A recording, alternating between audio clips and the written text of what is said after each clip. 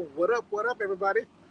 Welcome back to the weekly Coffee and Cigars live stream here on the Ono Live channel. But tonight we're also simulcasting on the main channel, Ono Coffee, which will then be removed after the live stream is over, as well as on Twitch. So if you're on any of those, let me know where you are, what you're doing. And if you're joining us as our normal audience, drop me down a note in the comments to say where you are, what are you doing, what are you smoking, what are you drinking. How y'all doing tonight? I'm Jay, and I'm your host every Thursday night here on the Ono Live channel for our weekly coffee and cigars. What we do in the show is we talk coffee and we talk cigars, and we try to do tasting of both. So that's kind of what we're doing today. And tonight I'm in Riyadh, Saudi Arabia, where I have been overseeing the annual Barista Championship, and it's been going pretty well. It is a big time difference from our normal location in Baltimore. It's now 4 a.m. here in Saudi. It's 8-hour time difference, so it's been an interesting day. Whatever we try to keep the show going, no matter where I happen to be. Tonight was a little bit more difficult. I was pretty tired. I got back to the hotel room about 12:30 in the morning, and by 1 o'clock, I was like, you know what, I should just, maybe I'm just going to throw in the towel and say, hey, you know what, we're not going to be able to do the show this week. But I thought, you know what, let me sleep for a couple hours. So I took a nap for about 2 hours, off and on, and we're here and now here with you. So how y'all doing tonight? Good to have you. Thank you for tuning in. What's going on? What are we up to? Today we're going to be tasting some coffee from Camel Step Coffee. Camel Step is a local coffee company here in Saudi Arabia. They're one of our hosts for the event, and they gave us a bunch of these in the judges' room, so I grabbed one. It's a new product they just came out with. We're doing that. We're going to go into that a little bit more. And then we also have the Green Hornet, which is a cigar from Blackwork Studio. To be honest with you, I don't really know too much about it. When I was in Austin, Texas for Weasel Fest back at the beginning of September, we went to the cigar vault in East Austin, and the guys there were like, hey man, this is a cigar you also got to try from Blackwork Studio. And I was like, all right, give it a try. There's a little bit of candela. It looks like there's a Maduro wrapper on it. We'll get more into that as well. So pretty much now we're going to get in, might as well get into the coffee, right? So, but I guess I can put a little bit more, let's do the coffee. So the first thing I noticed about this can, and this can size is, I'm going to need to bring glasses. This is, it's a pretty thin, it could be upwards of 12 ounces. Oh, there's Rusty. What's going on, Rusty? How are you, man? Good morning. I've got something a little bit different going on here. I normally bring out a bigger camera and computer setup. Today I'm running this completely through my iPhone because it turns out I forgot the cable for the computer. What's going on, Brian? How's it going? Thanks for tuning in. And Mom is with us as well. What's going on, Mom? How are you? Great to have all of you guys here. Let me know what you guys are smoking, what you guys are drinking. But one of the first things, so this is probably about 12 ounces. And it's really a nice, clean design. They kind of don't really say much more than just the logo. There's a bunch of information here in the back. And what is there to say? It's one of the first things that I noticed. And Tony's here as well. What's going on, Tony? Welcome back home for you.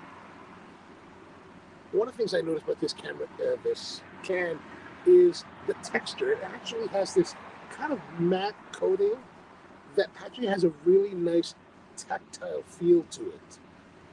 Like, I kind of want to keep rubbing it. I probably should not be rubbing this kind of thing. Now, it's 250 milliliters. The ingredients are water, coffee, 100% Arabica, and nitrogen. So these guys have just built a new factory, and they are producing this in-house. They want me to take a tour of the factory, and I'm really happy to do that and excited to do it. And yeah, so real simple. Like I said, nutritional information here on the back. Made in here in Saudi. Everyone's here, great. And Tony's having the My Father Le Bijou 100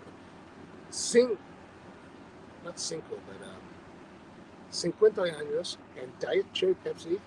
And Steve's around too. What's going on, Steve? Man, good to have you here, Steve. All right, let's open it up. Now, to be honest, I did have one of these the other day.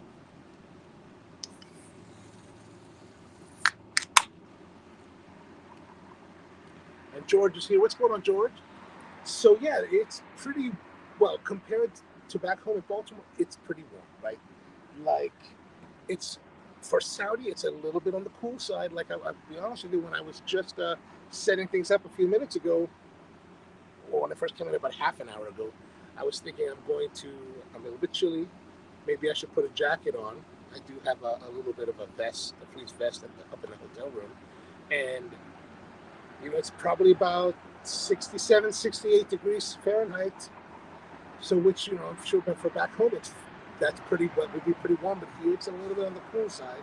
But where I am tonight is at my hotel. I'm at a place called the Morale Crown Hotel here in Riyadh, in a place called Ash Ashura, and it's a nice hotel. It's a decent hotel.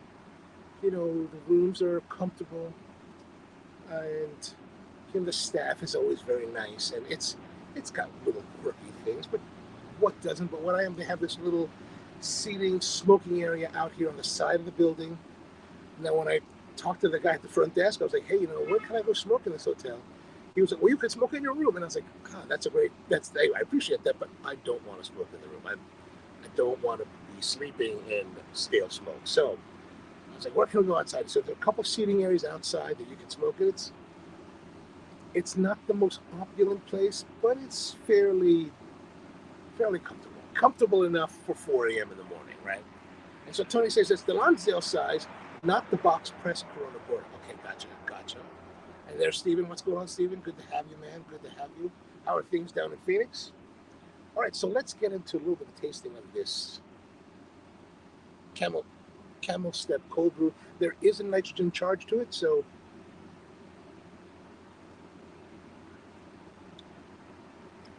one of the first things I noticed is that there's a bit of a dryness to the coffee, but the most pronounced feature and flavor of the coffee is this cacao, like a cacao nib type of flavor. If you haven't had cacao nibs tend to be, well, because they're just the raw cacao, or they're basically baked cacao.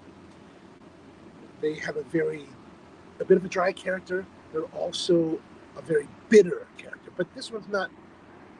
It's not too bitter. It is a bitter, but it is a pleasant bitterness that has kind of a cherry aspect to it, which I kind of like. But it's a bit strange to have this in coffee. Like, this is a really unique flavor to the coffee. This cacao, dark cacao. Well, I guess there's no dark cacao. Cacao is what it is. It is 100% cacao. And then what you do is you'll basically add sugars and milk to create lower quantities of fat, of percentage bitterness to whatever chocolate you're making. George says 33 degrees on the balcony. Oh, my goodness. And he's got a Trinidad Espiritu going with some red wine. Excellent. Tomorrow night, we've got a little get-together with some of the judges here. One of my friends, Gautam, who's in town from Dubai. And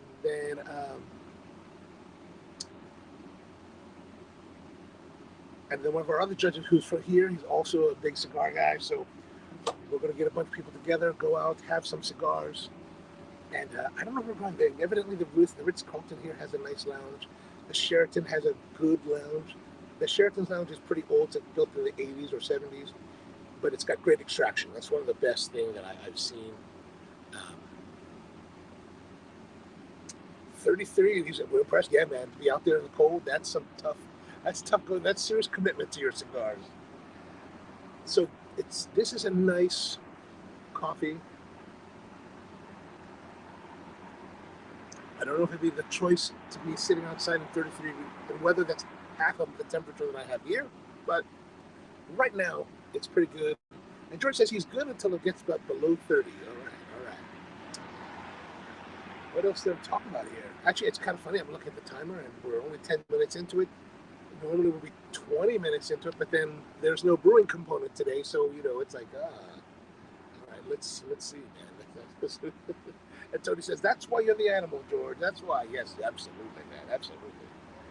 This is why your students can never put you down, because they don't. You have the ferocity inside to sit out in the cold in the open like that. All right, so let's get into our cigar of the day. This is the Blackwood Studio Green Hornet. And like I said, I picked this up in Austin. I believe it was a place called the Cigar Studio in East Austin. They were one of the official spots to go hang out in for Weasel Fest, and I was down there. They had some great selections of course, Roma Craft cigars because it was Roma Craft weekend.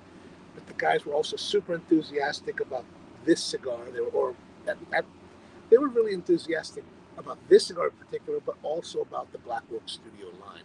And to be honest with you, I don't really know anything about them.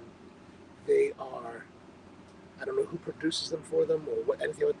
I think the guy who owns the place is the guy named James Brown, not the singer. And this is the cigar right here. There it is. The Green Hornet. It looks like Maduro type wrapper with some candela on the cap and the foot. Pretty cigar. The wrapper is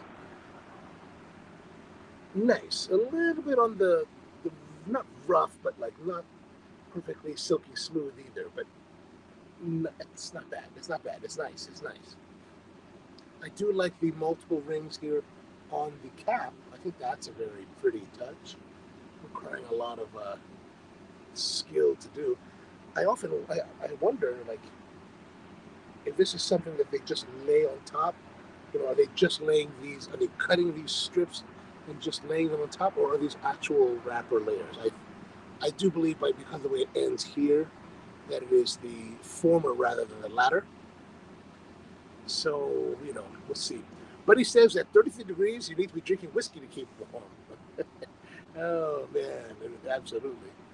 And unfortunately, George is out of whiskey and bourbon. Well, that's too bad. That's too bad. Needing stocking.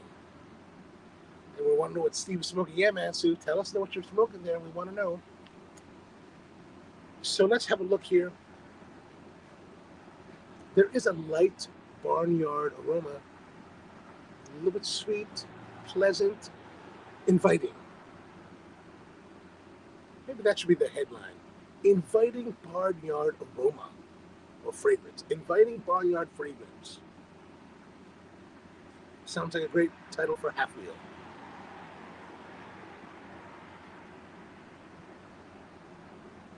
Yeah, actually, it's quite pleasant.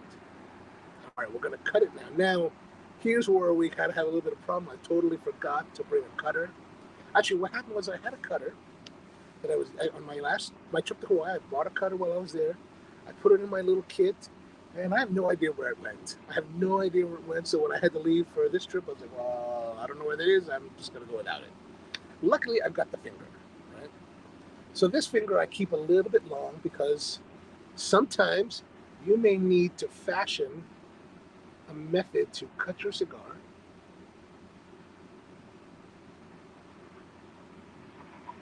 Now, children, those of you who may be new to cigar smoking should probably not try this because it is a dangerous way to go. Like, you could totally mess up your wrapper and your cap if you don't know what you're doing. And I really don't know what I'm doing. I'm just doing it because I have no choice. I'm also using a little bit of the thumb. And this one, surprisingly, the cap is very thick. Like, it's not coming off easily. Sometimes you get these caps, and I can do this fairly simple. Okay, now it's starting to tear just a little bit. Right, there we go. Starting to get a little purchase. And once I start getting that purchase, I can really get in there. Like, I had this Tatuaje MBS from 2021 that I was smoking at the airport in Frankfurt. And I used this technique, and that my nail easily sliced through. But this one is not slicing through so easily. It is cutting through it now, but it is not pretty. Look at that, it's not pretty.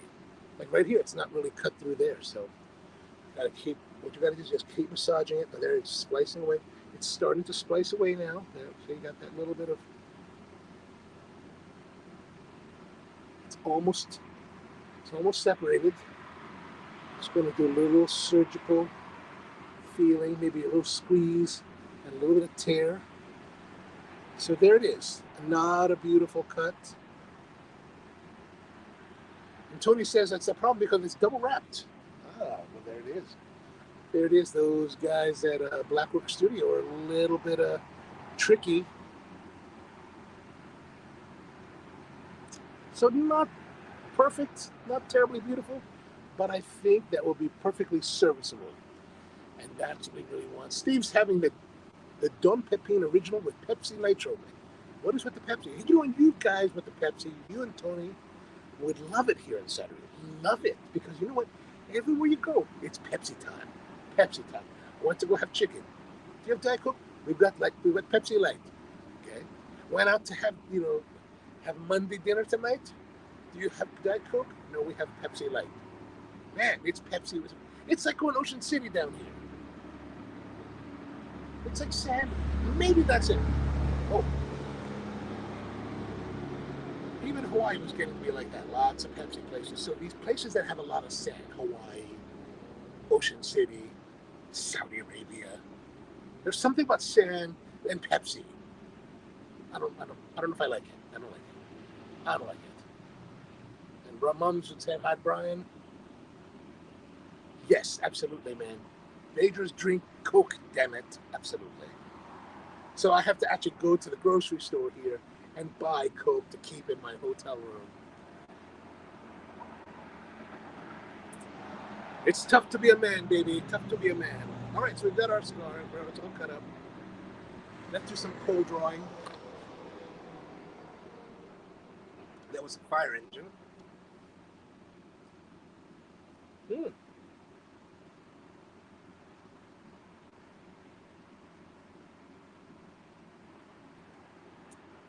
little bit of sweetness on the tongue and the lips now from the wrapper. Not terribly a lot coming across the palate from the cold draw. Not unpleasant, but just maybe more of a pleasant, kind of benign experience. Not bad. Let's light it. Oh, so that was fragrance and cold draw. So let's say that's intensity would be kind of medium for both. Quality-wise, I'd say it was very good. 8. Now, since I'm using my phone for live stream, I can't take these notes on my phone. I mean, I'm recording this, so if you don't, I can look it up. But if anybody has a moment just to jot that down, 8 for that. Actually, now the light. I got my Bic lighter from the trip to Hawaii. I'm a light first, and then so let's light up.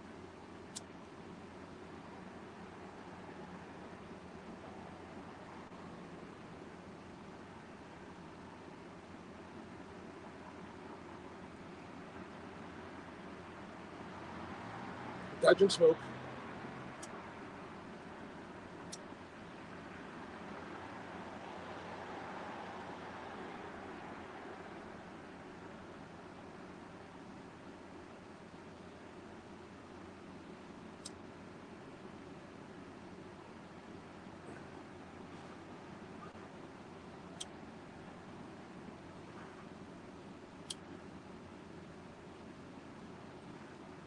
All right, now fully lit. A little bit of surprise as I was lighting it. A little bit of heat coming through the cigar. So I was a bit surprised there, a little bit of heat.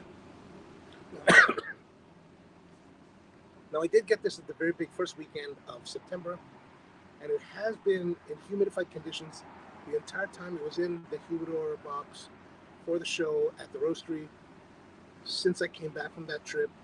So for the last 2.5 months or so, and I just took it out into a heavy-duty plastic bag with a big Boveda 70% pack in it to travel here. So it feels nicely hydrated. It doesn't feel dry, but it was a little bit of heat coming through. So I don't know. There's a little bit of uneven start, but that's because I always have a hard time lighting it evenly. I really wish there was a way to really light the entire, you know, foot of the cigar all in one go, all evenly, so that the burn has the best chance of going smoothly.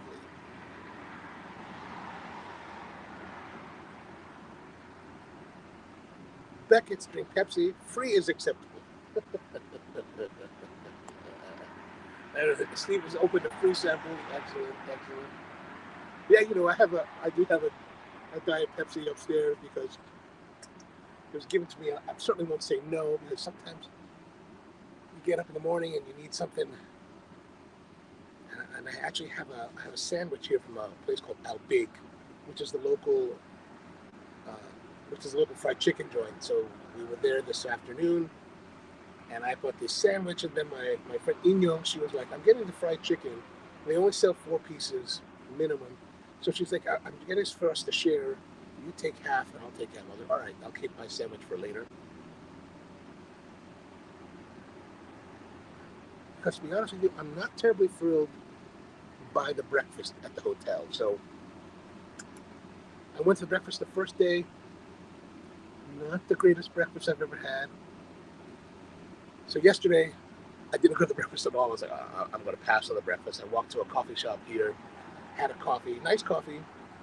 And it was one of these nice specialty fancy shops. Had a coffee there. Unfortunately, they didn't have any kind of, the food item really was kind of like tiramisu. And I was like, so what do you recommend with your coffee? He's like, tiramisu. And I was like, interesting choice for breakfast. So Buddy says, Steve, this is my second disappointment with you. First, you didn't fly to do the motor mounts of Brian's truck. Now you're a Pepsi drinker. Yeah, man. I don't understand it. I don't know. Can I buy that coffee beverage online? I will see what they have. I don't know if they have. If I can, maybe I can grab some to bring back. I'll see what I can do. No promises, but I will see that. Alex says, how was the fried chicken? So the fried chicken. So since I've been coming to the kingdom, I have had the fried chicken many times. They have the fried chicken joint. So Al Bake has a location at the Riyadh airport, at Dammam's airport, and I think they had one at the Jeddah airport as well.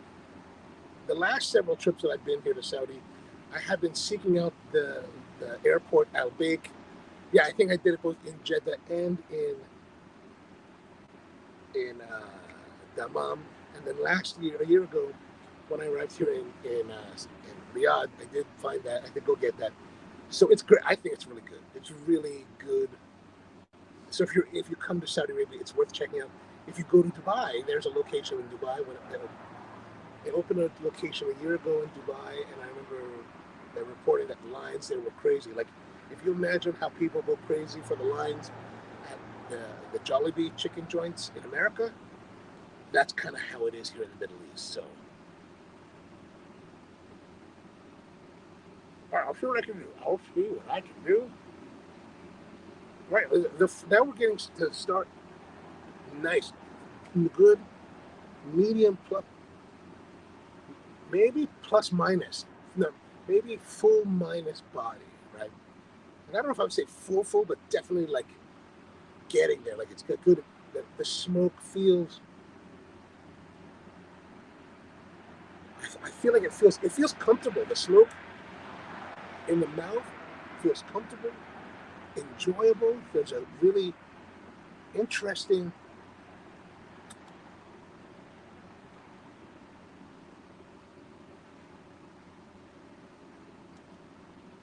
There's an interesting, like, brown fullness to the body of the smoke that's quite interesting and alluring.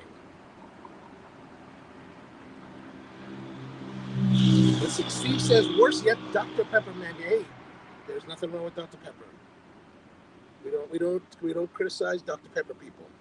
Oh, North Tech. What's going on, North Tech? How are you, man? Are you at work? Oh, I'm presuming if you're with us at this hour, you must be at work. How are things at the airport? And I'm ahead of you in time today. It is now 4:30 a.m. here in Riyadh. So I know what is it like?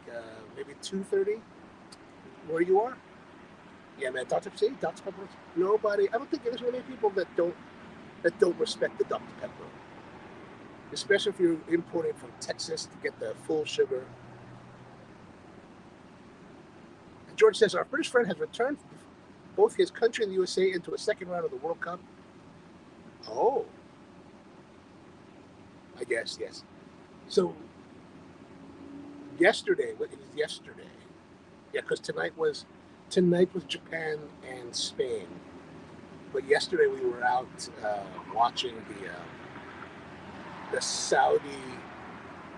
so the Saudi Mexico game, and that was pretty awesome to be out and here in Riyadh because early on in the tournament Saudi beat Argentina, which was a complete upset and total surprise. So I was really interested to come here at this time to be in this area where people went kind of crazy. Like the restaurant we went to this Brazilian restaurant. People were just having a great time, enjoying the game. Unfortunately, they lost, but they kind of rallied, right? They rallied. Saudi rallied at the end, and there was a chance they might come back and like score and tie the game. But no, that didn't happen. That didn't happen. It's a little bit strange because I've always been, for the longest time, at least for the last 10, 15, 12 years, I have been more of a Mexico fan. So it's kind of like, oh, Mexico versus Saudi. Who do I root for now? Oh, 125. Okay, oh, we're 3 hours. Okay, 2 hours, right? 2 hours ahead of the continent, 3 hours in the UK. And Brian wants to know, Brian's North Tech is in the UK. He's in the United Kingdom, in London. So I think at the very beginning, starting out really well. Foolish body, good complexity with flavor. The spice isn't like, a lot of these Nicaraguan cigars are like spice forward, black pepper. This is more of a subtle, nicer complexity than the kind of in your face. Like this is a bit more refined, super nice, super nice. It makes me wonder, could this be another great cigar 2 weeks in a row after our upsetting Davidoff year of the rabbit from last week that just basically came on without a lot of fanfare, without a lot of power, a lot of punch, without a lot of yelling, just kind of went right up smoothly, took over, smooth and refined, just came and took the top spot.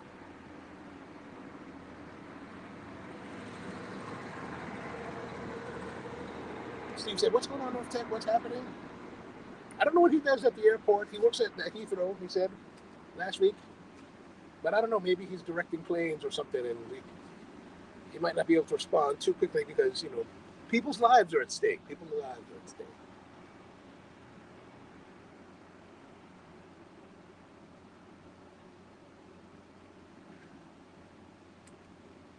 So one of the things that I've been doing here with the competition, so I've been here in Saudi Arabia since 2018, working with the organization here and the judges, the local judges, trying to help them build a program. And, we missed 1 year of competition during the pandemic, of course. 2020, we didn't do an event. We did an event 2018, 2019, 2021, and now 2020. So four competitions plus 2 training events. So this is my sixth, well, not including the 2 events that happened earlier this year, but I've done 6 of the barista training events or competitions. When we started in 2018, everyone was very new. Nobody had any experience. We had to train them and run competitions. And what's developing here is something that I try to do in all the countries that I work in, especially if I'm able to work over multiple years. Because it's a multi-year process. And now this year we finally have 25 judges that are participating. We have about 30 competitors. And, you know, typically when I go to a country, we train the judges, and then I end up being the head judge for pretty much all the competitors. Because how we do our format for this event is there are a total of 7 judges, 4 sensory judges that are tasting the drinks that are served, 2 technical judges that are watching how the competitor operates, and then a head judge that oversees everyone. The head judge also tastes all of the drinks. So while each of the judges tastes only 3 drinks from their 3 flights, the head judge tastes all 12. And so if you're doing 20 people a day, or let's say you're doing 10 people a day, you're drinking 120 drinks, or you're tasting 120 coffees. And you're trying to guide everybody to interpreting the rules in a consistent manner. And it just takes time. It takes time. There's a lot of great coffee talent here, a lot of professionals, a lot of good enthusiasm. But it's slow going. And so we would always bring a lot of international judges. That's the nice thing about this competition. They do have better resources than other nations may have. So they're able to spend a little bit more money, bring more international judges to come and work with the local judges and help get them up to speed. And so finally, after the previous events, we have reached the point where we have finally started to seed some of the local judges as head judges. Like today, we finally got to the point where okay, let's test out some of these guys and give them the taste of overseeing a team and really getting a better feel for that. And so far, so good. I was really super excited, excited and proud. It's because it's gelling. It's coming together, and they're doing a great job. Everyone, the head judge, has a lot to oversee, and so it's like they're able to step up and handle the many different things that are happening. So really, really quite a good day today it was. And George says, I guarantee you it'll be better than the Alec Bradley. Oh, we're back with Alec Bradley again, gosh.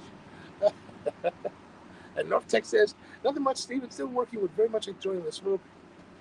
Are you smoking yourself? Oh, and look, there's Mark. Testa. What's going on, Mark? How are you, man? Is there a substance a judge can take to offset the effects of all the caffeine? Not that I've ever found. It's more a matter of just trying to. I think it's a matter of being hydrated and also having a good stomach. What I mean by that is not necessarily a full stomach, but at least you've eaten something to help absorb that caffeine. It's a little bit different for most of the judges because, let's say a judge sits on a panel, that judge is only going to taste 3 drinks, and typically they take 2 sips for their evaluation. So it's not a tremendous quantity of coffee, and there's usually, like in today, we have 3 teams of judges. So we rotate some of the judges in and out, but if you're seated as a judge, let's say you're seated in all of your panels, and you'll have 4. The typical judge today has 4 panels that or 4 competitors they're going to judge. So that's a total of 4 times 3 is 12. They're going to have a total of 24 sips of some kind of caffeine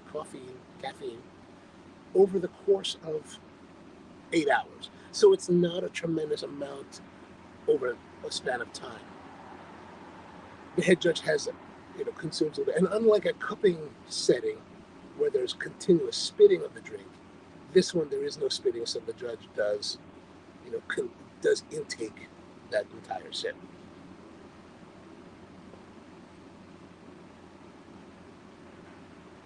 But also, Mark, if you're interested, or if any of you guys are interested, there may be an opportunity for you to get into, if you're interested in judging, there may be an opportunity for you to get involved with that, because at the very end, the last week of September, I think it's the very last weekend of January 28th through 30th, the United States Coffee Championship Organization is bringing coffee competition qualifiers to Baltimore. I don't really know much about it other than than that announcement. I did post it on my Instagram accounts yesterday. I don't really work with the U.S. competition, so I don't really know what they do and what these are. These are qualifying events that interested competitors can compete in to earn a spot to the national championships that will be held in April in Portland, Oregon. But I don't know how exactly they execute them. I'm actually interested to go check it out myself to see how they do it. I'm surprised they're bringing it to Baltimore. I have no idea who's sponsoring that in our city. But that should be kind of fun. And also, if you're interested in competing, there is that available as well. So Mark's asking, are there portal competitions for this round or just espresso champion? Well, this is the barista championship, so it is only espresso made from an espresso machine involved. Now, there is a competition called the Brewers Cup that is about brewed coffee. Now, that you can use pour overs and you can use other types of brewing devices as you feel fit to produce the best quality coffee. That's a little bit of a different kind of competition, but that is also going to have qualifiers in Baltimore. So there's a barista, Brewers Cup, cup tasters, which is one where you're trying to identify you're doing triangulations and identify the odd cup out over eight cups in the shortest amount of time. If you're interested to see more what that could be like, I do have a video on the Ono Coffee channel about the cup tasters that we did in Saudi. I think it's kind of a fun video to watch. So if you want to check it out, that's something to go. Yes, I did say that they're coming to Baltimore the weekend of January 28th to 30th. I don't know yet the location, but it will be in Baltimore. So it's a great opportunity to see, to experience and see this craziness that we do. And yes, I'm 99.9% certain anyone can come and watch. You should definitely. I know you have a great interest in coffee, so come on down and check it out. I've actually, if you want to compete, you put your name into a lottery, and you may or may not get selected. I thought, you know what, I'm going to put my name into the lottery, and I submitted my name for the lottery. So who knows? Maybe they might select me, and I will get to go. If you recall, earlier this year, if you happen to watch Hoon from Tucson, Arizona, he's got a YouTube channel, Hoon's Coffee, Hoons. He actually competed in the Brewers Cup at the regional qualifiers in Phoenix, it was in Tucson, in his hometown, and that was a couple months ago. I think back in September. So that's something you could do. And if you watch some of his videos from the August, September era, he does have some videos talking about how he's preparing and what he's doing. I don't think that he advanced in the rankings, but it's a great event to go meet other people that are into coffee, learn new techniques and things like that. And so it might be worth it, the effort of going. And that's the thing. You're always there's interest when you're always learning around great people. Like, I've been in coffee now 20 years, and I've been involved with the championships of coffee, the competition, for at least 18 of those years. Probably really 19 of those years. And I now run competitions, as you guys know, and and the nice thing about this particular, I get to invite other coffee people that I think the coffee judges that I think are really great. For this one, I invited Elizabeth Sereno from Spain. She lives in Barcelona. She's been in the business probably longer than I have. She's done exactly what I do within the competitions longer than I have. Great talent. Another friend from South Korea, In Young Song. She came out as well, and she's a wonderful, wonderful sensory judge. And we also have Mark Lamberton from the United Kingdom. He works for Sinesso Machines. He came out. He's nice talent as well. And then one of our other good friends who also does this, overseeing of competition thing, Lauro Fioretti from Italy. He was here. He just happened to be here for work. He worked for Nova Simonelli, one of the machine manufacturers, and he happened to be here. And we're like, hey man, can you come and give us a hand with technical judging? Because his expertise is in the technical side of things. We have him, and so the great thing is that even though I've been for a long time, I'm working with them, listening to how they explain things that interact with the other judges, and I'm just like always kind of blown away. It's like, man, there's just like the other day, like Elizabeth, she was like talking to some of the judges, explaining one of the aspects of whatever it is that we're talking about, and I'm just listening in. I'm thinking, man, I don't know if I would have said it that way. I don't know if I would have. I don't even know if I see it that way. Like she's seeing it in a whole different way, a different perspective that maybe I hadn't even considered. Maybe I'm so dumb that I would never have considered. So it's like a constant like energy and excitement from learning about new ways to approach similar problems. And there's always, and interesting, there's always some kind of issue.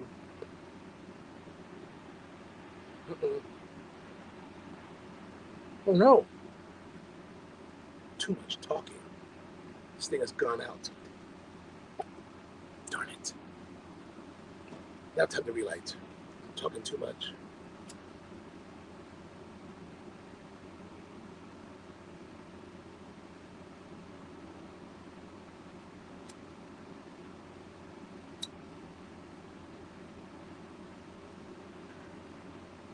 That Cirillo method of relighting. It works so nice. Like there's no issues, no cascading of the ash.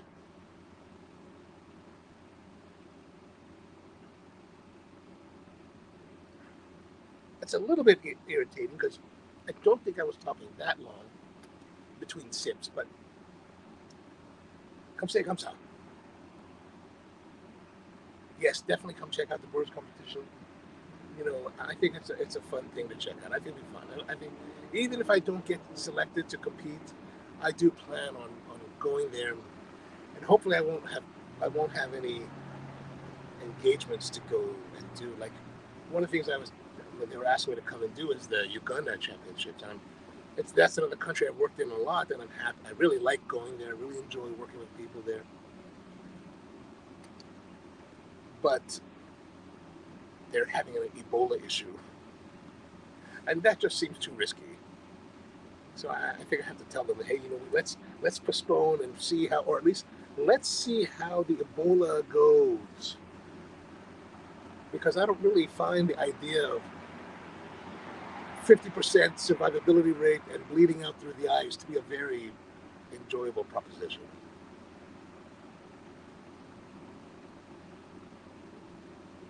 If you ever read that book from the 90s called The Hot Zone, which is about the Ebola virus and how it migrated to the United States and mutated into Ebola Reston, and then escaped a little bit into Reston, Virginia.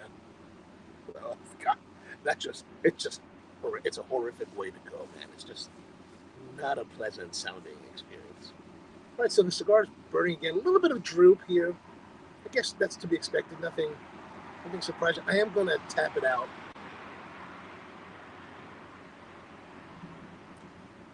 Mark's asking, Ebola outbreaks are short-lived. I think they are. So hopefully it'll be cleared up quickly. And they only had, from what I was reading a couple weeks ago, or last week, I think they've only had 144 cases nationwide. And Ebola, unlike COVID, is spread through contact. It has to be spread. I don't know what, but if you're touching something and has Ebola on it, that's how you contract it.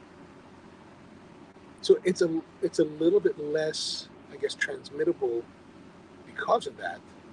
But still, like George saying, man, it's a scary thing. It's horrifying. I think it's horrifying. And there is no cure or vaccine for it. So it's like, once you get it, you either beat it or you don't. And there's only 50-50 chance now. There's a better survivability rate from HIV.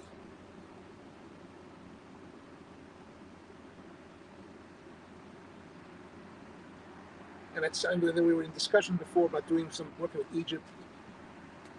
So I don't know when that's going to happen, if that will happen. But either way, I'm going to try to keep the calendar open for the last week of January to go and check it out and see. Maybe actually what we can do is maybe we can get if that works out, maybe we get together, have an outing, and then I don't know, do like education session. Like, okay, we can go and watch, and I can help explain. So the competition at the Baltimore Convention Center. Oh, cool.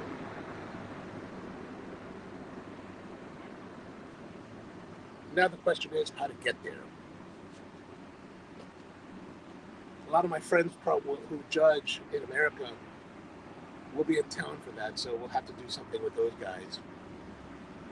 Maybe get out for dinner or something. But that should be fun. It'd be nice to have them. And we've only had one other coffee industry event in Baltimore in the past, and that was back in 2016, I think, when they brought the Coffee Fest trade show to Baltimore's Convention Center. And unfortunately, that was the date they brought it was March of 2016, and it coincided with a trip. I think I was headed to Asia, and a question like, should I cancel Asia or go for the event? And I was like, oh no, we're not doing that. So off I went. But this time, now that I know it much more advanced, I will try to make a good effort. It's going well. Like this, it's got nice flavor. We're still, I would say we're still in the first third of the cigar. Mark's got to go. Hi, man. Thanks for joining in. Have a great one. See you guys. See you next time. And it's a full, rich flavor with really nice complexity. Not heavy on the spice, not heavy on the black pepper. Just a nice complexity. Really nice, intriguing, satisfying complexity. I'm going to say right now for the flavor of the first third, I'm thinking very good. Maybe very good plus. Could be 8.5. And then for the body, we got more of a full. Like it's not quite full. It's like full minus. The quality of that body is, maybe it's 8. Maybe it is very good plus. Also 8.5. So we got 8.5. So we got 17 plus 8, which is, I don't know, 25. 25 points. I'll try to do that. I'll try to keep a mental note, a running calculus of the total.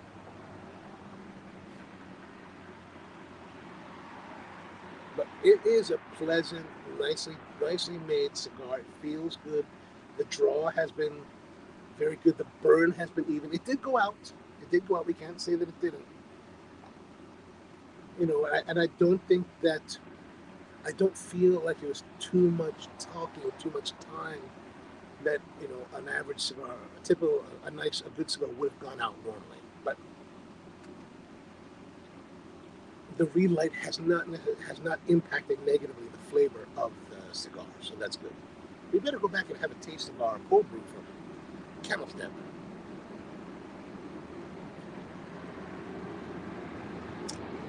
That cacao nib really is interesting. I find that to be it's a very clean, clear, and pronounced cacao nib with a little bit of cherry. Like there are some cacao or some chocolates that I've tasted that have a very dark cherry aspect to the flavor of the chocolate. This is definitely has that kind of flavor structure, and it's very clean and clear. It's not terribly bright, but it's clean. And that's really remarkably unique about this. This one's really interesting. I will see if I can smuggle some back.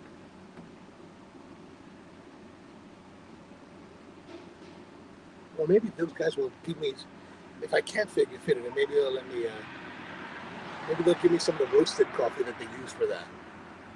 I'll see what I can do. Steve says, smoking away here in Arizona, it's 68-degree weather. You know what, Steve? I think the weather that you're having is very similar to the weather we're having here. A little bit dry. I'm estimating about 60, like upper 60s like you're having. So we're kind of in the same, kind of smoking in the same world tonight. Not a bad way to enjoy it. But like I said, this coffee is super interesting. And another interesting aspect, and I don't know if this is, I'm going to look at the other cans that we have at the judges' room tomorrow if I can remember this, but okay, here's the logo. The, the lip of opening it, and I don't know if this is intentional, but I would not be surprised if this was intentional. These guys put a surprise, a really surprising amount of attention to detail into pretty much everything they do. So if they have figured out a way to line up the opening of the can with the front logo of the can so that as you're drinking, the logo is always facing out, advertising for you, I would not be surprised if that was intentional.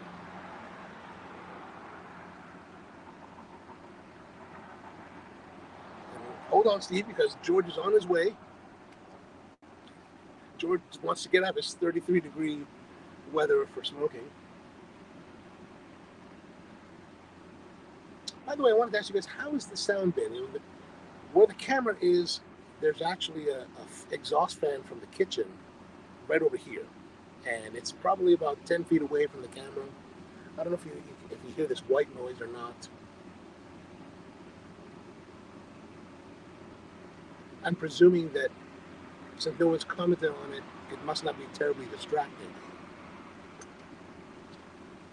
One of the nice things that I really enjoy about this setting today, being outdoors, is that the smoke just kind of dissipates away, right? It just goes away.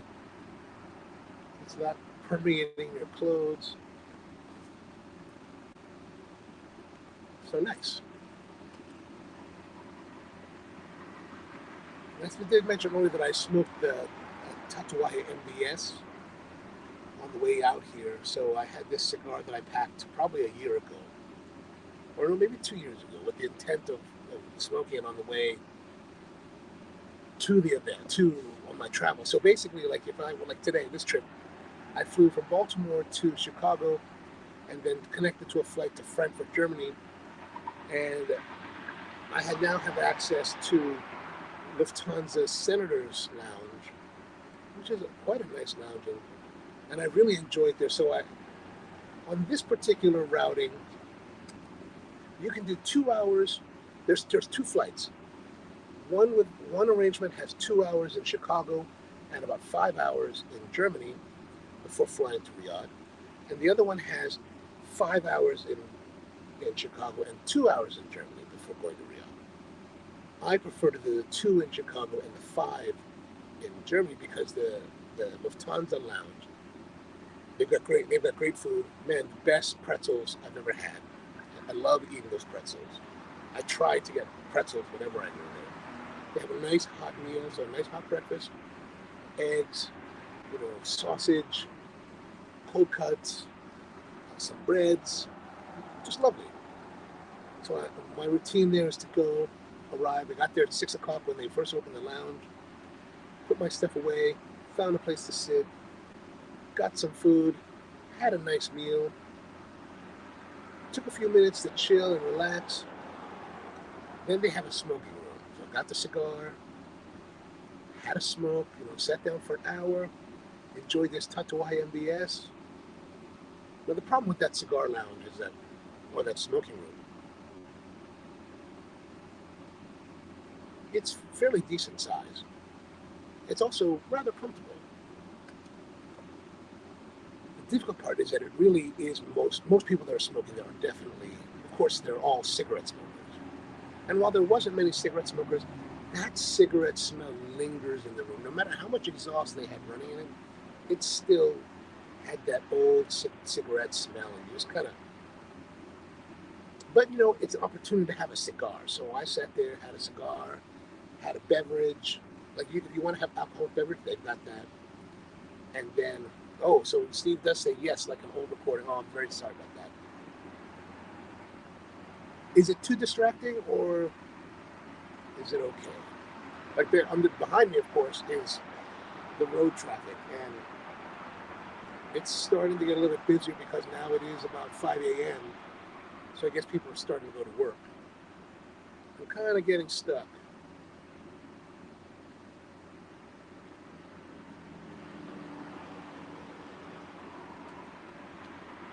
So the nice thing is that, even though I'm in this smoking room, there is an exhaust, so it's moving. It is removing the smoke, so that's a good thing. But there's a little bit of that smoke that's going to linger on your clothes, on you. And so the nice thing about the lounge is that they also have a shower facility. So you go there, you say, I'd like to have a shower. They give you a room, shower, bathroom. Very nice. So you can shower up and freshen up for the trip onward. And that was pleasant. That's a pleasant experience. So I also brought a new change of shirt and pants, or I wore shorts on the plane, but I brought an extra pair of trousers because coming to Saudi, you don't really wear shorts in public in Saudi, so wanted to be proper for that. And then just a couple more hours of just chilling, having a drink or two, and then time to fly. So I think it's a really nice way to manage it.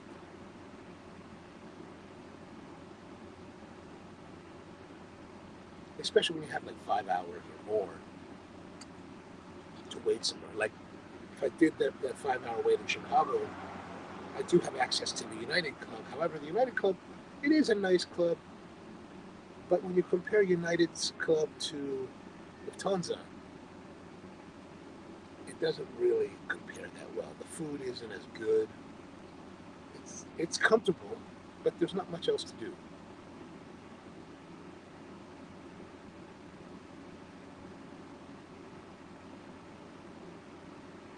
All right, so we've definitely moved out of that first turn into the second. And here's another droopiness of the ash. That perhaps, if George Brightman sees this on the replay, he could tell us a little bit more in the comments down below what this might signify. But this is the second time that it's happened naturally. So there's something structurally, I guess, that's, it's not detracting from the smoke at all. But I'm going to dump that out. I'm going to tap it out. Right. So definitely the second, third.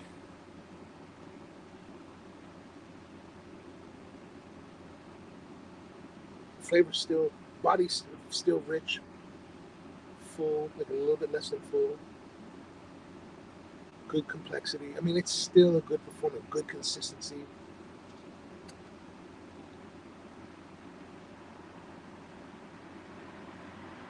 Still holding interest.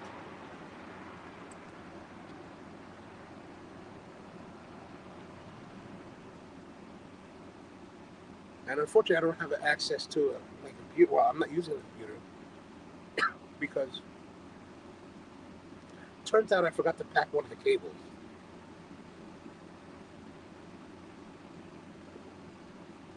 What I need to do is actually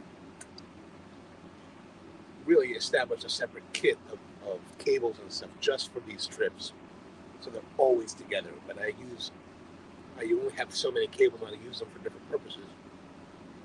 I thought I had it. I got everything else but that one cable that connects the camera to the computer. Go figure.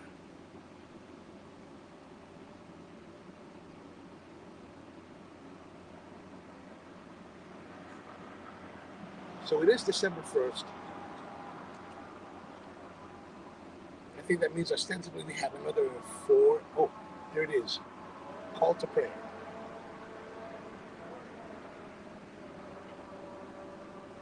In this neighborhood, there are at least 3, maybe 4 masjids nearby. And you can hear the competing calls.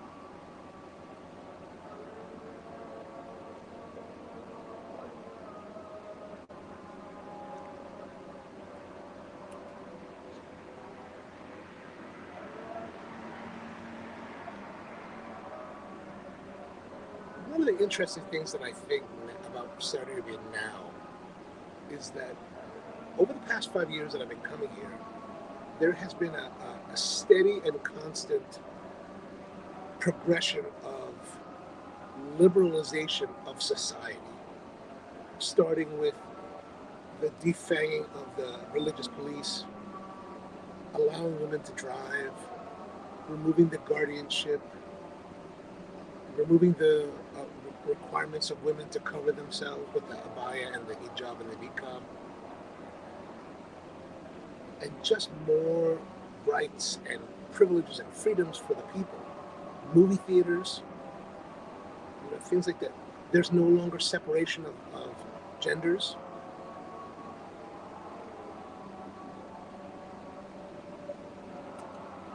One of the things that I thought was really interesting starting in October when I came here is that you can hear, it's almost ending, but you can hear the call to prayer. However, it's not as prominent as it used to be. That volume of the call to prayer used to be maybe twice as loud. Like, it was loud, and it was pervasive throughout the entire kingdom. Wherever you were, you would hear the call to prayer. Now, unless like I'm outside right now, not too far from the masjids, I can hear them, but you can't hear them if you're inside. You don't really hear them anymore. So that was something that MBS did recently, where he told them imams, you have to tone it down. I think because as they're progressing, they're really working towards inviting Westerners and Western corporations to invest in the country and establish, offices and stuff like that here. And I think that's seems to be all part of it. Personally speaking, after being here for a number of years under that old system, I kind of miss the loudness. Like, for example, in the trade show halls, they would broadcast the call to prayer throughout the halls. They don't do that anymore.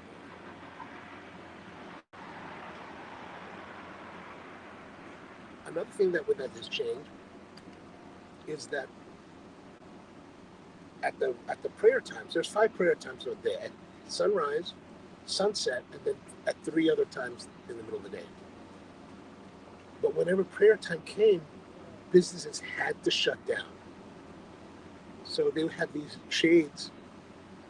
They pulled down the shades to indicate that the business was closed, and for a good 15 minutes to half an hour, or a little bit, maybe 45 minutes, that business would be closed to allow their staff to pray.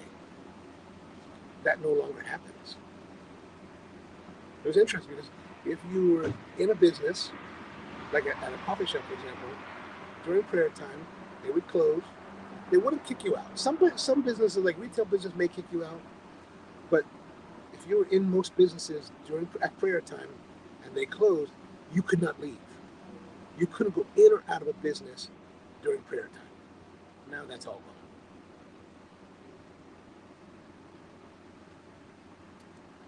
But the call to prayer is interesting because it is.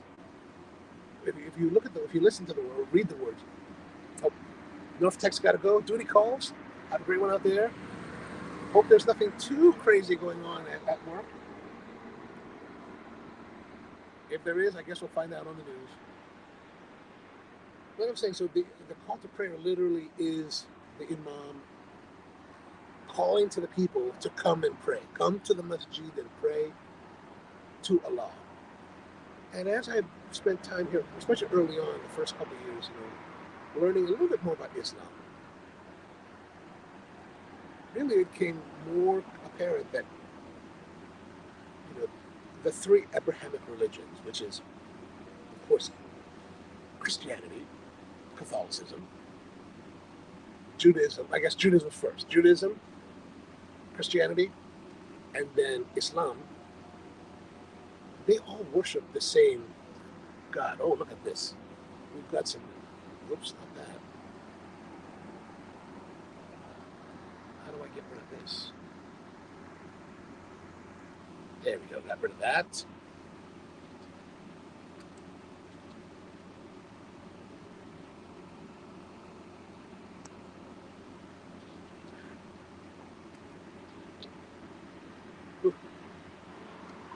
All 3 religions, Abrahamic religions, worship the same God. It's just the language that we call it. In English, we say God. You know, in Hebrew, they call it Yahweh, Jehovah, and then in Arabic, they call God Allah. We are worshiping the same God. And I was like, I hadn't really thought about it until I started coming. I was like, oh yeah, we are. It's all derivative of the same faith,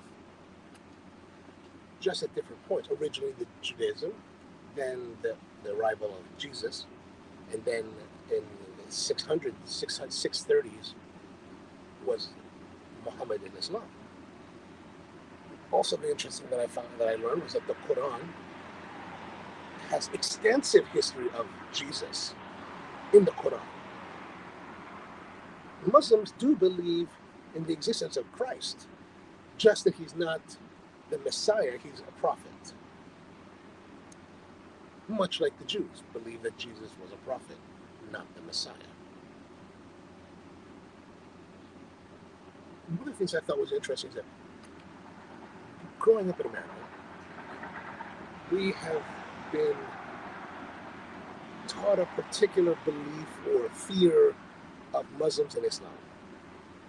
Like, we look at these people that are praying on a rug facing Mecca on their knees.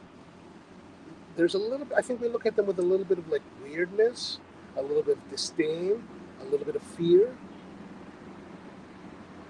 But I have to question myself, why do we think about it? Why do we look at it that way?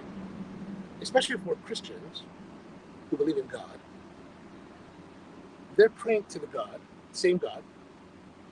They're praying to the God, to our God 5 times a day. Why is that weird?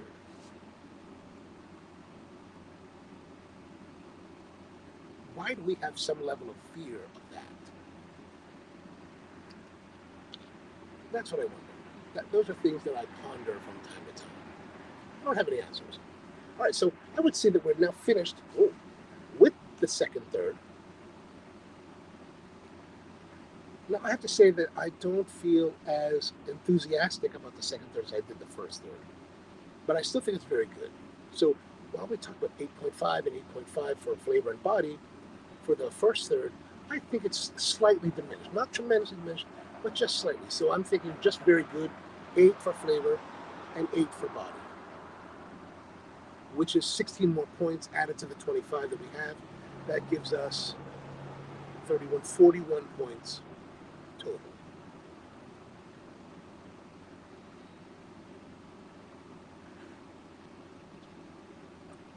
Yes, good luck there, Off Tech.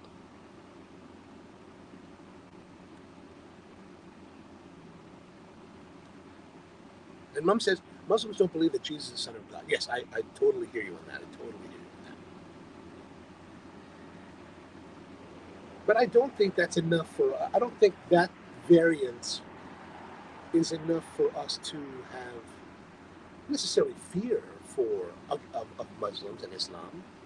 I mean, the Jewish people do not believe that Jesus is the Son of God either. So I think maybe where the extremity may come in is that, Islam, I believe, and you can correct me if I'm wrong there, Mom, because you would know that, the idea of the Holy Trinity, the Father, Son, and the Holy Ghost, is, I think under the Muslim belief, that would be considered multi-theism, right? Which is haram, which is against the belief. I think that's correct. And I think that's why there's some level of division there. But I don't know. I feel that that's a little bit misplaced, for us to have that animosity because of that variance in belief, because we are believing in the same God, And it says, but he is a prophet. Yes. I do get that from what I've learned here, for sure.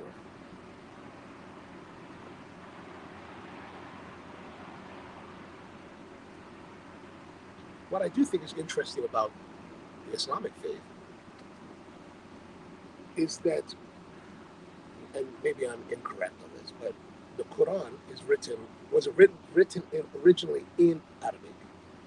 And while I do think that interpretation of language and use of language will have changed over time. Like, for example, in the English language, the term gay, right? The term gay originally is just happiness, a happy person, happy kind of, you know, state of mind. Whereas today it means something completely different, right? So I think that times may have changed, but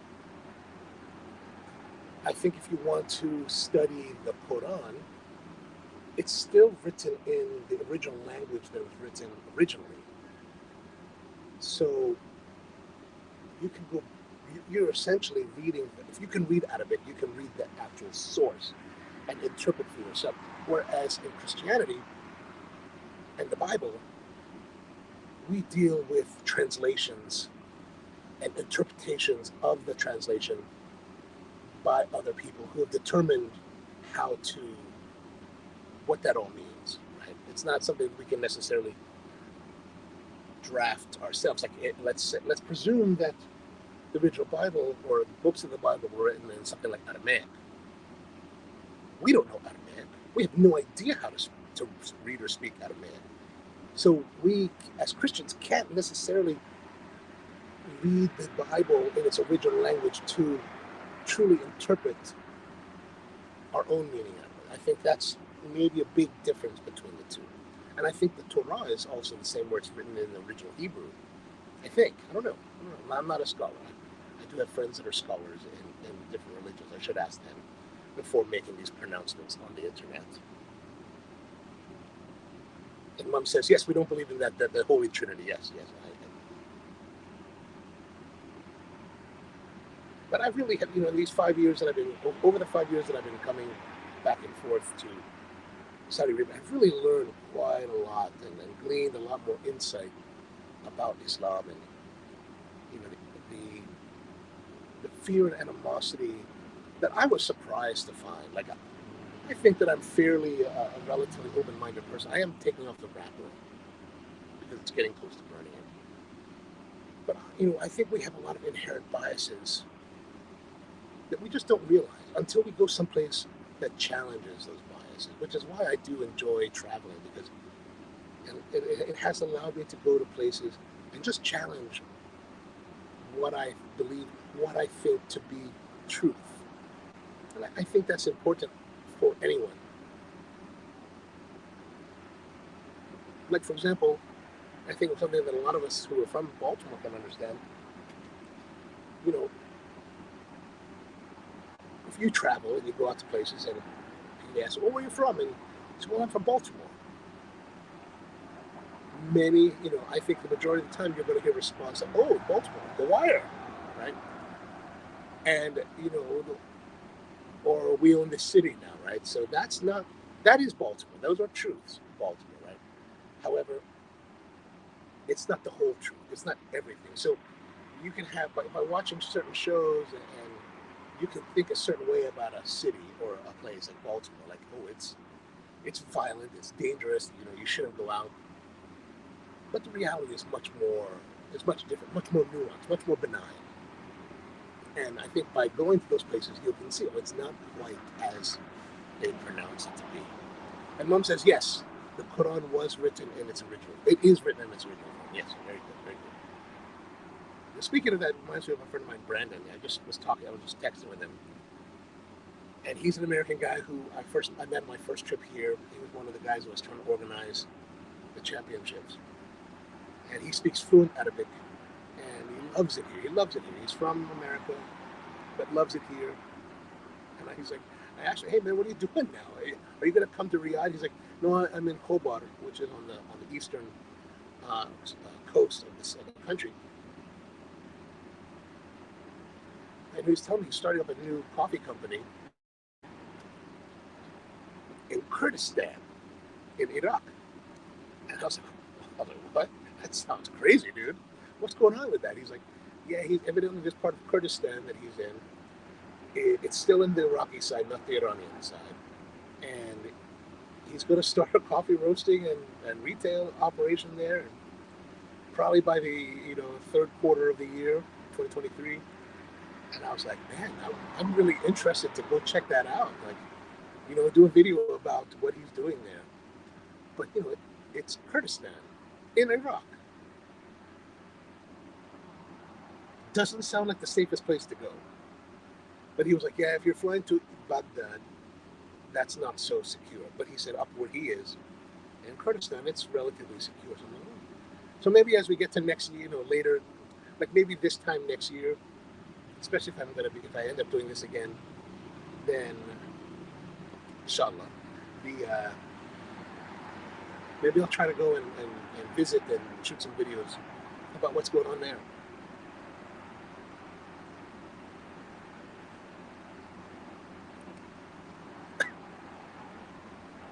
To be honest, the idea of that does make me a bit nervous. But maybe it's something to do.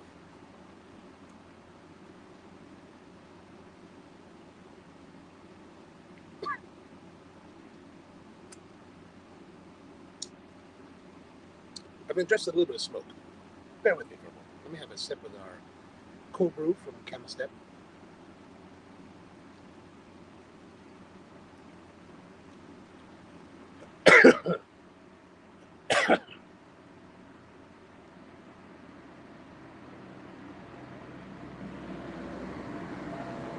So about you guys, what do you guys have planned for the coming week? Or maybe for next year? What are you thinking about? Let me know in the comments. I'm interested to know.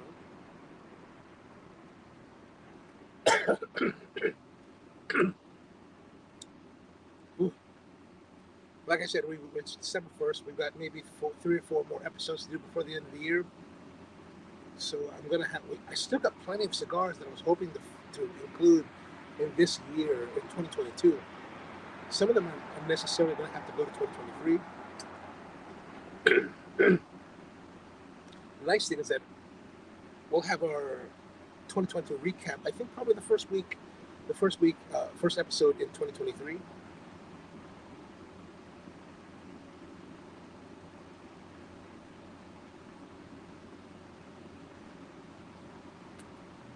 Anything planned for Christmas? Going anywhere? I'll be back in Baltimore for Christmas. Actually, I don't have any solid plans for travel yet after I come home from this. I'm thinking about trying to see if I can maybe work a stop into Frankfurt on the way back. I would like to visit the Christmas markets there, right? If you're not familiar, they're in Germany, basically after American Thanksgiving and to Christmas. Most every town in Germany has something they call the Christmas market in the center of their town. And what that is, they set up these outdoor booths. They're basically like fully enclosed houses, and they build a little village, and they sell all kinds of stuff. Christmas, like trinkets and gifts and items. They sell foods, blue wine, which is this spiced red wine, and they have music, and you're outside and roasted chestnuts, and it's really just a beautiful and wonderful time to visit Germany. Like, it's actually my favorite time to visit Germany. So I'm hoping that maybe I can work a stop for a day or two to go and just hang out a little bit, maybe see a couple friends.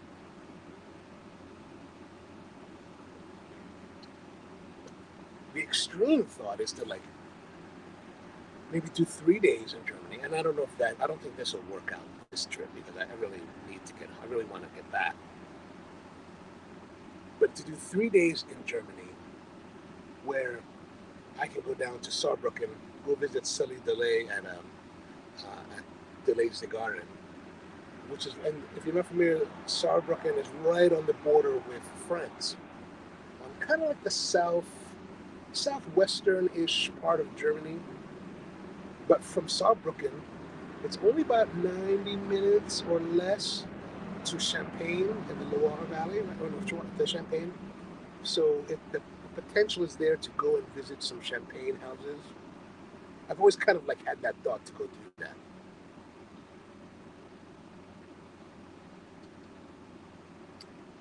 I would really like to go and visit a place called Jackson, which is this champagne house. Really small champagne house compared to the big ones like Mumm and Moet and all that. But I think they make some beautiful champagnes. Beautiful, beautiful, beautiful. Actually, it's probably the only champagne that I truly liked. and they have these cuvées. They don't do cuvées on a year basis, right? Like they'll most houses will designate a year, like for cuvée, let's say 1992, 1996, 97, whatever it is. But Jackson does it a different way. They actually do a sequential number. They're Jackson 739, which I think is correlated somehow to a certain year. I don't really know exactly how that works. But that 739, just the first time I tasted it, it just spoke so beautifully to my palate. I was just like, oh my gosh, I need to have more of this. I have one bottle left at home and I'm just kind of like cherishing it, which I shouldn't. I really should just consume it, but it is a beautiful one.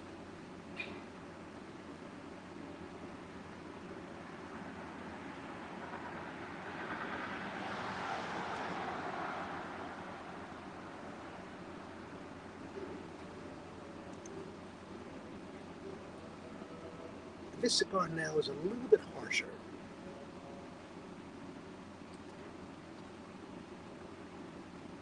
It's gotten a little bit harder, harsher as we're continuing.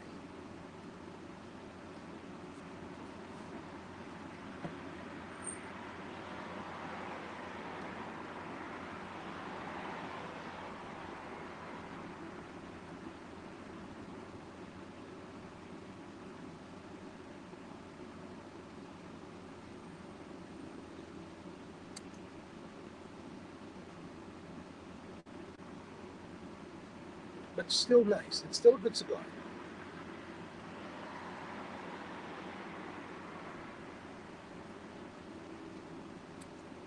And we still have quite a ways to go, so there's a bit more.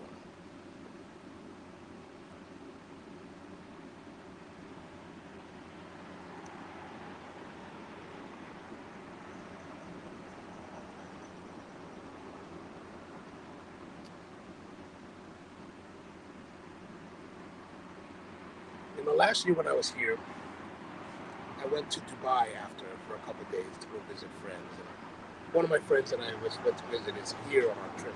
A guy named Gautam.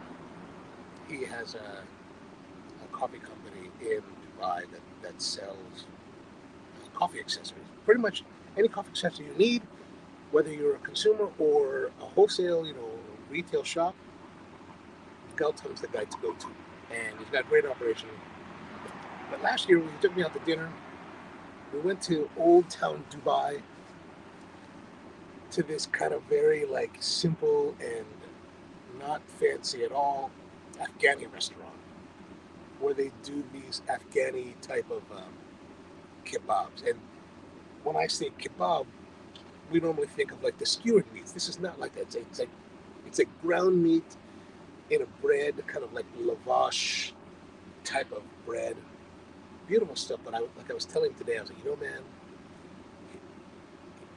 the Afghanis have this thing called lassi. And we're familiar with lassi from Indian restaurants, right? So you go to an Indian restaurant in Baltimore in the United States, pretty much they're going to have this drink called mango lassi. And it's a yogurt-based drink that is, drinkable through a straw. And it's quite sweet. Almost cloyingly so, right? And typically it's flavored. So I see a lot of mango lassi. And personally speaking, I don't really like it. Like that idea of really sweet mango and this sourness of yogurt just kind of like is not to I'm not enthusiastic about it, right? But the Afghanis evidently have this type of lassi. And it's interesting because they serve it in a ceramic, like a mud, like a hard mud, not mud, but like, ceramic mud looking cup, a little small cup like this time. And the consistency is more like soft serve ice cream, and it's lightly sweet. I think it's so delicious. Like, it is so wonderfully good. And I told him, I said, man, I have been thinking about that for the past year. I kind of want to fly to Dubai just to go have that again, because I haven't found it in the United States yet, or at least the few places that I've gone. There is a little Afghani girl that works at the local Lidl at home. And I was talking to her one day. I said, hey, so this is something you guys make? and I was trying to make it, but disaster. I can't figure out how they do it. But it's if you get the opportunity wherever you're traveling, and you see that you find an Afghani restaurant, and if they have this type of lassi, I highly suggest trying it because hopefully it'll be as good as what I've experienced, and I think you'll really enjoy it. Really wonderful, wonderful.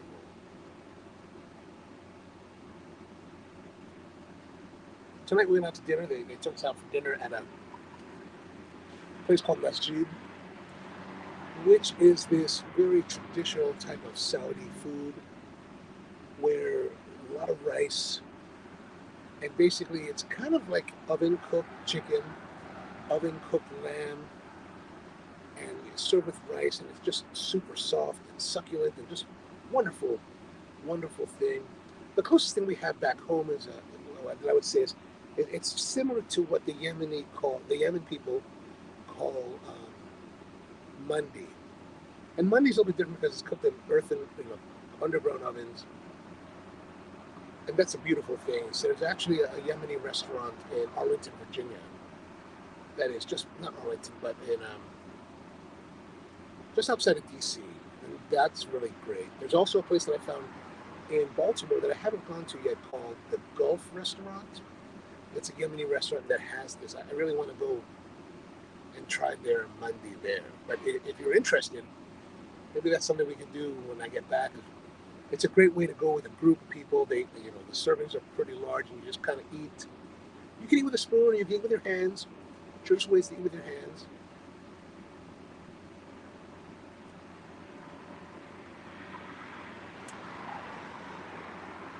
But it's really a beautiful. I think it's a beautiful way to eat. The flavors are more subtle than bold, but I think it's wonderful. Wonderful food.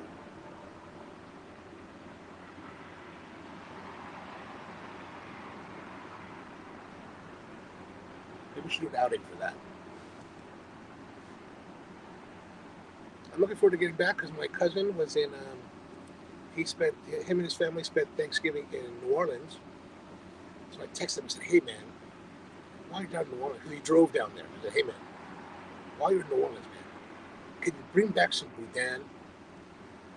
Like boudin, if you're not familiar, is basically a sausage, pork. I think there's some liver in it, and there's rice. And I've always been curious about boudin. I don't believe I've ever had it. So I was like, dude, man, can you bring back some boudin? So he texted me the other day when I got here. I guess he just come back from lunch. He's like, hey, man, your boudin's ready. Come over, pick it up anytime. And I'm like, no, I'm away right now, man. Can you put that in the freezer? When I come home, I'll come pick it up.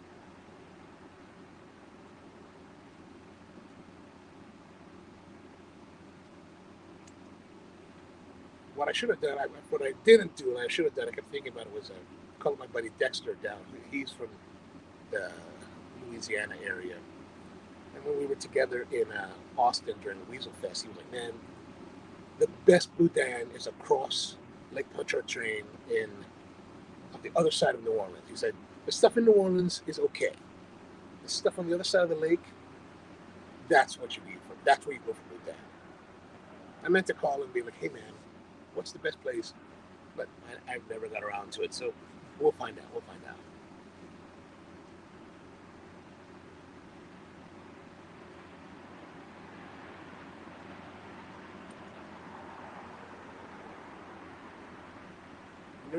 I was during the middle of the pandemic.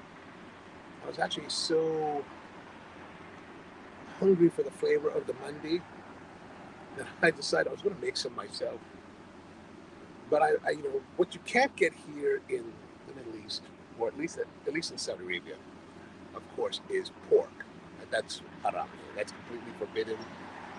In Dubai, you can go to the grocery store and they have a haram section, right? There's a section that says, like the one place I went to had a big sign, not for Muslims, but because Dubai is very cosmopolitan in this respect, you can buy pork products in Dubai. You cannot do that here in Saudi. There is no pork available at all.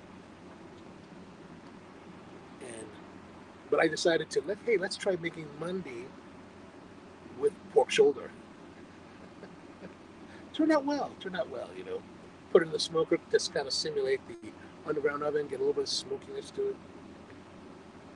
Basically, what you're doing, you're seasoning the meat and you're cooking it with the rice so that as the meat cooks over time, those juices permeate the rice and it all cooks together. And then you take a portion of that rice and you make a saffron broth, a small saffron broth, and you color that rice with the saffron broth, and then you mix it with the regular rice so that there's this layered complexity, some saffron, some not, and a lot of the meat juices permeating the rice. Beautiful way to have beautiful food. Put a little black lemon in there. Oh.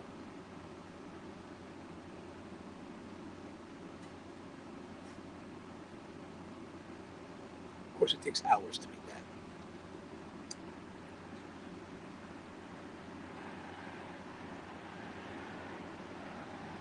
So still going on. It feels stronger. Body feels heavier. I think the quality of the body is still good. Good plus. But definitely heavier now.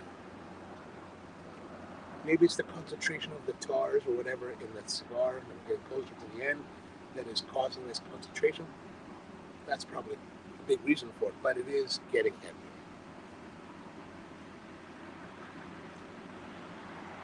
And that heaviness does diminish the experience a little bit. So like for the second, so for the first third, I thought very good plus, very good plus, so 8.5. Then for the second third, it was really kind of, it wasn't quite as good, so it was very good still. So 8. I think now we're going to be below 8 as we get closer to the end. We'll see. But that's kind of how I'm feeling at the moment.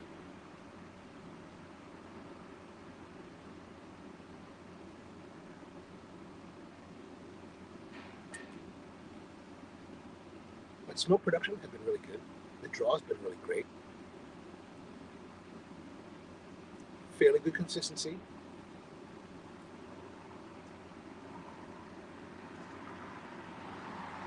So how are the cigars you guys are smoking? How are they performing? Any thoughts on those? And as we get to the end of the year, I'm going to be interested to know what you feel is the best cigar you smoked in 2022. Like, is there a cigar that you think about that you smoked during the past year that really stands out? Like prior to 2022, we started the show in the middle of 2020, and then we did a whole run through 2021.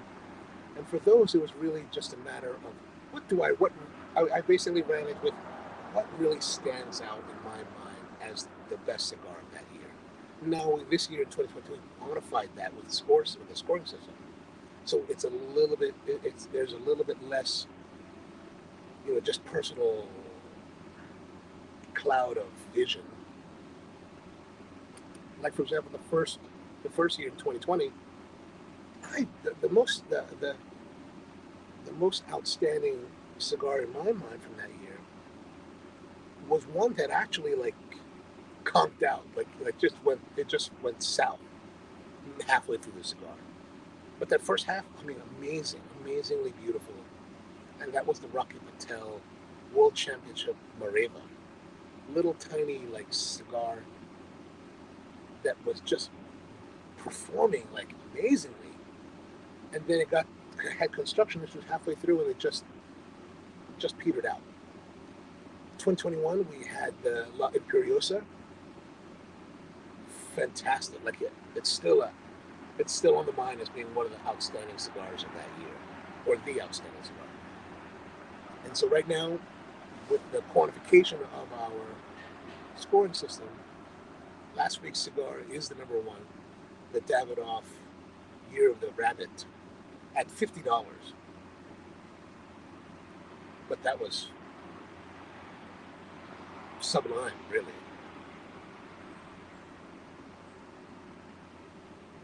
So think about that as we end the year. What was your favorite cigar of the year? I also just recently, I think I showed this last week on the show, but I received the 2022 Tatuaje Saints and Sinners gift pack or membership set. Yeah, we did show that. And I did smoke a couple of those Ambos Mundos. Ambos Mundos. I haven't really looked online to find out if they've revealed what that cigar is, but it's a Robusto-shaped cigar that Pete created, and I guess they had extra Ambos Mundos labels, so they used that, but it's not Ambos Mundos. I had that. I smoked one of those. I've smoked two of those now. Very nice. Very nice. Again, one of the cigars that just kind of a lot of power, right? And after smoking the Davidoff last week with this beautiful complexity and refined character, smooth and great really just delicious complexity. Like, it kind of makes me wonder, like, do we really need to have cigars that are just in your face? Like, it makes me wonder, does that diminish my enjoyment of these more in your face type of cigars? Would I prefer a more refined and complex cigar like that Davidoff?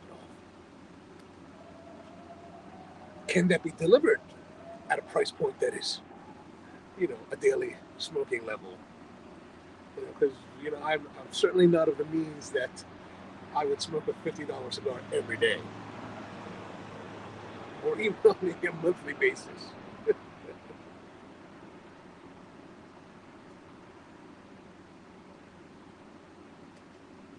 Because at $50 a cigar, even if you're smoking once, well, I guess you can smoke it once a month. You're only spending $600 only. I don't know.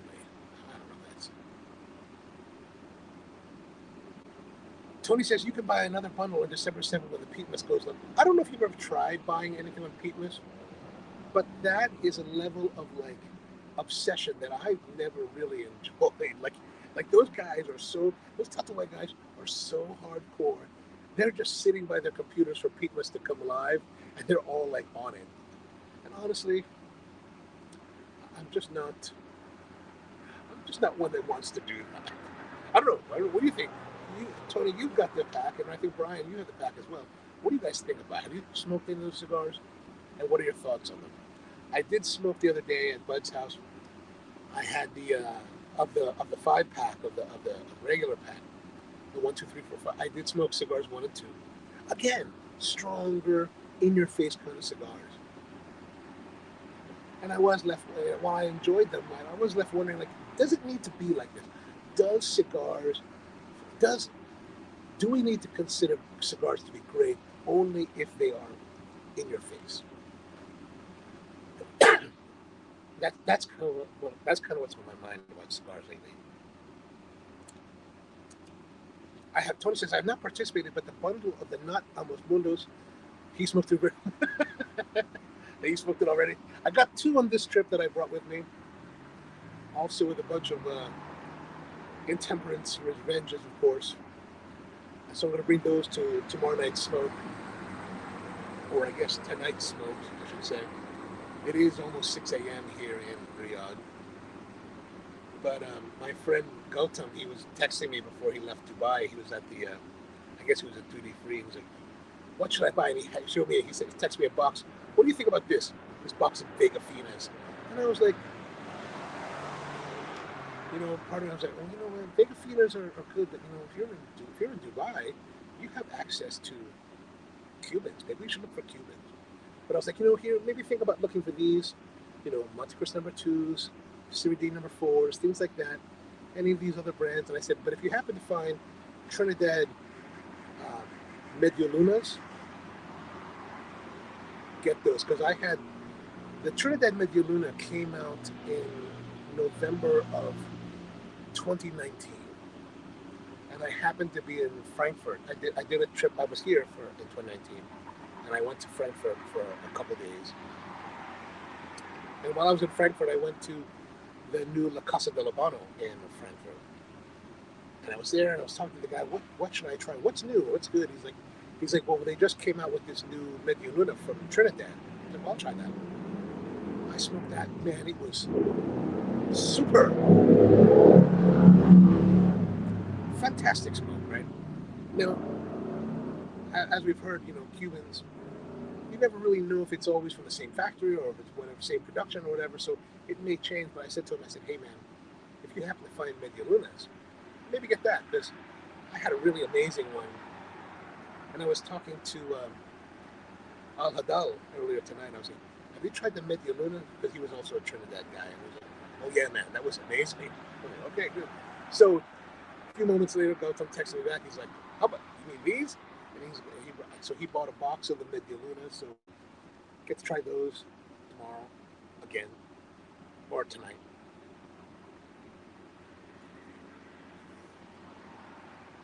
So the interesting thing, I was talking with Al Hadal about, we're talking about cigars today, and he's like, I said, where do you go to smoke? He's like, well, sometimes I'll go to the Ritz-Carlton. So there's a Ritz-Carlton here.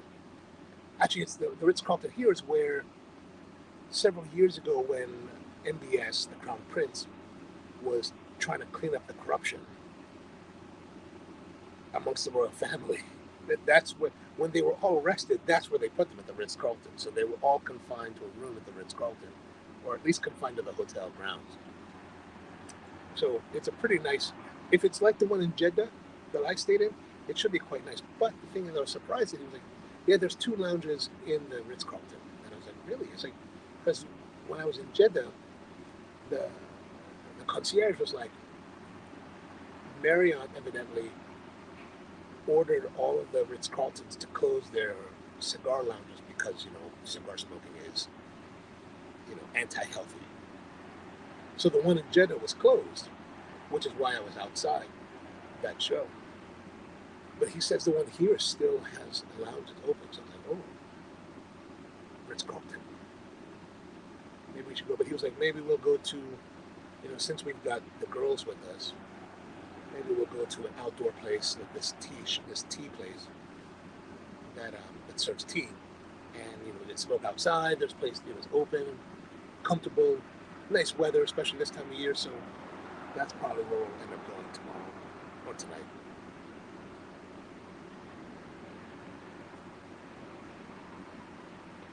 So here we are. We're getting down to the end. I think it's going to be, right, from a few moments ago, I was telling you it was kind of harsh. That harshness has kind of mellowed out, and it's smoother now. So that's a nice thing. So we were 41 points with the second, up to the second third. Now we're going to the third third. So let's say that,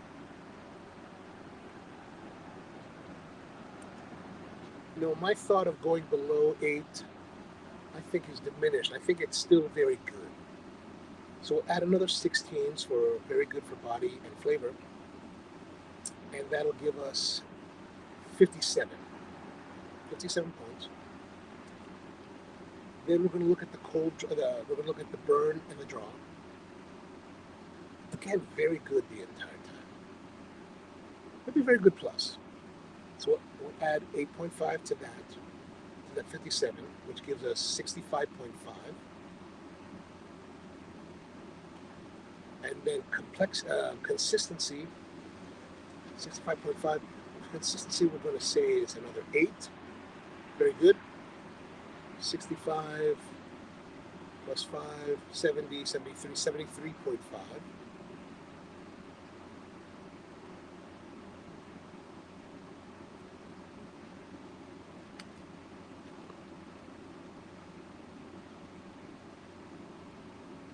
And then our overall score, I'm going to say very good as well. So another 8 to the 73.5. So 81.5 for this cigar. I'll have to put that in to the matrix and see that. I think that 81.5 will probably put us, I think, in the top 15 of the year. I mean, you guys might have better access to the computer and the spreadsheet at the moment. If you happen to, let me know what that would be, 81.5. But I think that's where we're going to put this Green Hornet at 81.5. So very good cigar. Would I buy it again? Yes, I think I would buy it again. Oh, that's what I forgot to do today. I forgot to put the banner. There we go. You know, I'm using StreamYard still, as you know up here, right? But every live stream before this that we've used StreamYard, it's always been on the laptop or on a computer. I realized recently that I can live stream from the phone from the web-based application. And it gives pretty much the full control that I would have on a desktop on the phone. So that's really quite nice.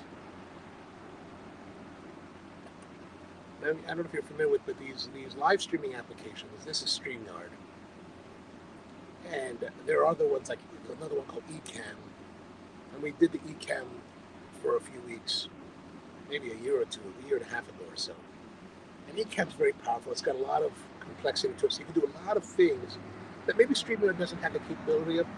But that Ecamm is a computer-based system. So it all relies upon your computer. And if you're like me and you're traveling with a 10-year-old laptop, it's a lot more taxing on that machine than, let's say, my desktop at the roastery. So it drags and is pretty slow on the laptop. Whereas StreamYard is a server-based system, so it's all based on their servers, and you're just interacting with it through the web app, the web browser. So it allows you a lot more flexibility if you don't have the latest computer to operate your live stream. And so I'm really pleased that the phone has turned out pretty well. I mean, it looks pretty good, right? I mean,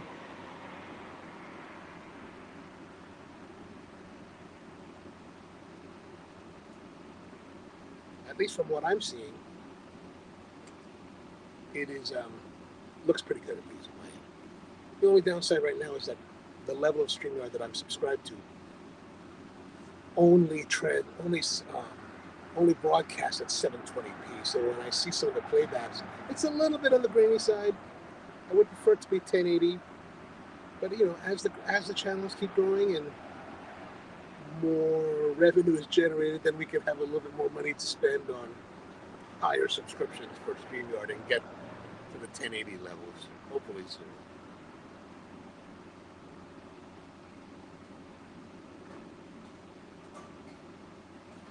We're coming down. It's still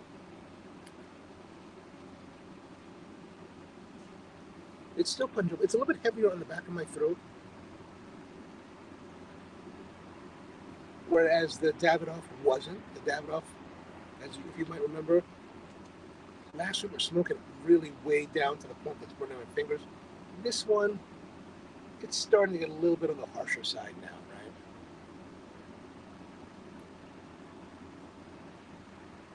But still very enjoyable, very good.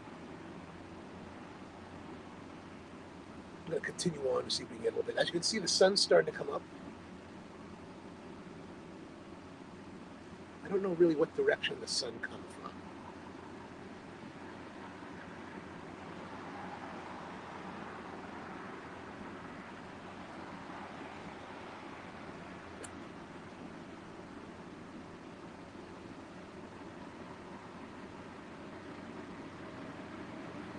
Yeah, this is nice because by using the phone,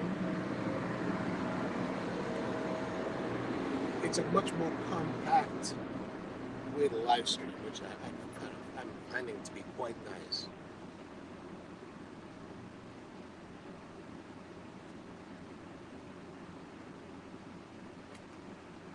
Right about now, the draw's starting to tighten down, so it's a little bit more difficult to smoke. Might be time to call it.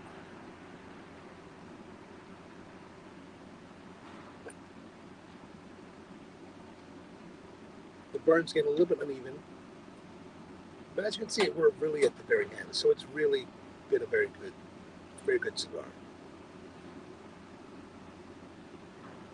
What other cigars would I like to smoke? I don't know what I'm going to smoke for the rest of the year, like I was saying earlier, but I do have a cigar from Mickey at All Saints Cigars. I would like to try to include that this year. Also, I got a cigar from Lou Liga, who's another guy in Philadelphia. I would like to put that in this series. Maybe we'll do those for the next couple weeks.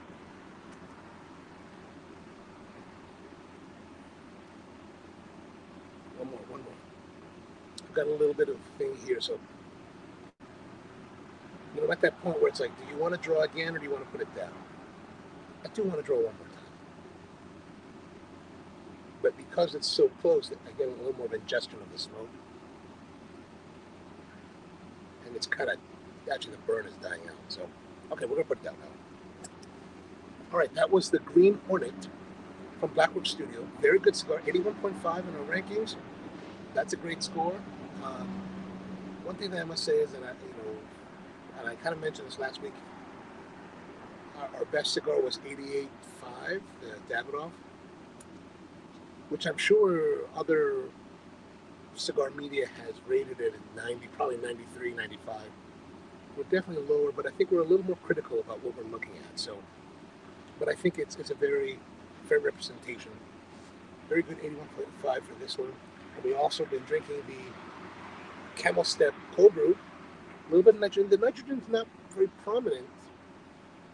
Like you think about nitrogen-based, cold brews. It's not, the nitrogen isn't prominent, but the flavor's really interesting. Like this one has had, like I said, this cacao nib kind of flavor, bitterness, but a very balanced and very approachable bitterness. Very enjoyable coffee that has a bit of a dark cherry aspect to it, a black cherry aspect to it. And the flavors are super clean. Like, I'm actually quite astonished at how clean that cacao black cherry, component is to this. Like, I'm really interested to talk to the guys tomorrow about, like, what did you guys do? How did you make it? Like, maybe they'll tell me their secrets. There it is. All right. Thank you for tuning in. As always, we're here on Thursday nights at 8 p.m. Eastern. And as you can see, wherever I am in the world, I am trying to continue our live streams. The goal is to do 52 live streams a year. And this is episode number 121. Thank you for tuning in. I appreciate you spending another Thursday night with me here. And yeah, it's now almost 6 a.m. here in Riyadh.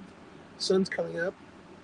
And luckily, here in Riyadh, we're unlike most competitions we run in the world. They like to do things later in the day, so we actually won't start till 3 p.m. So I've got a few hours to head back to the room and sleep a little bit more, catch up on sleep, and get back to it in time. But I do appreciate you spending another Thursday. We'll be back again next Thursday on, December 7th, December 8th, maybe December 8th, on Thursday night at 8 p.m. Eastern. I'll be back in Baltimore by then, I believe, and we'll be back in the studio.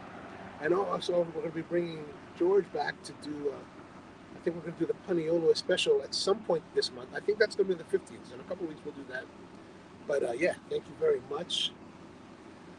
Thank you, Mom. Great show. See you next week. Definitely see you next week. Thanks for tuning in, everybody. Have a great week, and see you next time.